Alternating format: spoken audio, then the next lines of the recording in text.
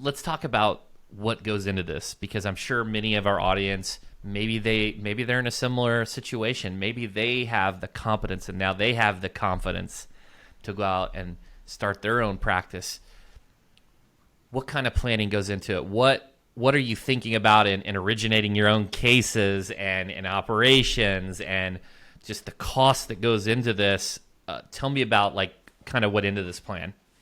Chris, you brought up confidence, which is a great point, and confidence comes with knowing what you're doing when it comes to the law, right? And repetition, doing something over and over and over again, and knowing you're going to represent them the way they need to be represented. They don't come in as a file number. Oh, so and so, this is what happens. They're waiting for a check. No, that doesn't go into that factor for me personally. Okay. So one of the things that goes into deciding is, am I competent enough to start on my own? So yes, check. More than 10 years of experience. Some people take off on their own and they have mentors. That's fine. But you got to understand what is going to work for you, right? So for me, that was one of the pillars. Do I have enough experience? Yes. So move on to the next. As far as planning, and I mean, it's the question goes into how am I going to get cases? Am I going to have enough work? Because at the end of the day, right, have to support the family.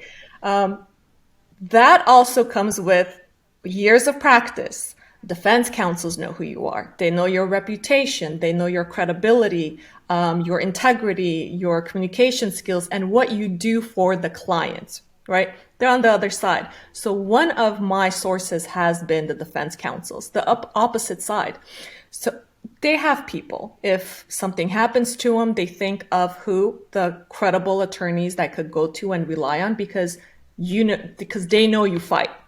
So once you set your groundwork and you become that reputable attorney, that's one of the ways. Another way is working with other attorneys. It could be newer attorneys who don't have a lot of experience, who want to get you on board. And I am more than happy to help. I get phone calls and text messages all the time, a few times a week. Susanna, what do you think of this situation? What do you think of that situation? Can you give me a sample of this? More than happy to take those calls and help them out. And look, 10, 20, 30 times later, they might say, you know what, Susanna, let's jump on this together. Are you willing to take this on? We would appreciate that.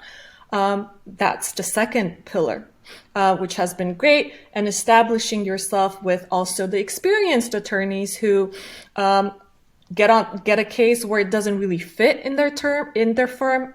For example, if they only do med mal or product liability focused firm, and they have a PI case with dog bites, which I'm in tune in, those cases, they might refer that to me. So you have to have your sources and the pillars if you're not the big billboard advertising attorney to be able to bring in those cases.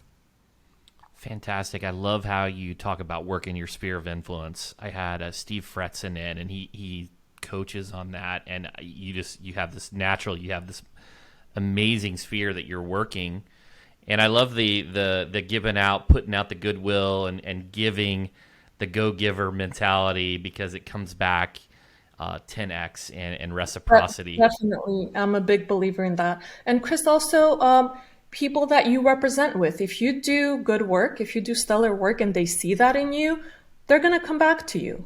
And getting the call, getting the text message saying, Susanna, thank you so much for doing this for me.